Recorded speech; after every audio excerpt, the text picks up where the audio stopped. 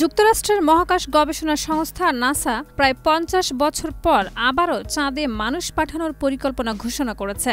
আগামী বছরের ফেব্রুয়ারি মাসে আর্টেমিস 2 মিশনে ৪ জন নভোচারী ১০ দিনের জন্য চাঁদের কক্ষপথে ভ্রমণ করবেন, যদিও তারা চাঁদে অবতরণ করবেন না। তবে ১৯৭২ সালের অ্যাপোলো ১৭ মিশনের পর এটি প্রথম বড় মানব অভিযান চাঁদকে ঘিরে হবে। নাসা এই মিশনের জন্য তৈরি করেছে এখন পর্যন্ত সবচেয়ে শক্তিশালী রকেট SLX এবং প্রায় $৪০০ কোটি খরচ করেছে। নাসার প্রধান লক্ষ্য নিরাপত্তা নিশ্চিত করা এবং এই অভিযান কেনেডি স্পেস সেন্টার থেকে শুরু হবে।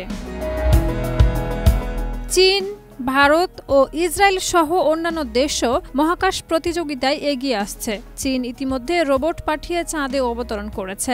গত কিছু বছর ধরে মঙ্গলে যাওয়ার পরিকল্পনা নিয়ে যুক্তরাষ্ট্রে নানা বিতর্ক চললেও ব্যয়বহুলতার কারণে নাসা চাঁদকে তাদের প্রথম লক্ষ্য হিসেবে রেখেছে।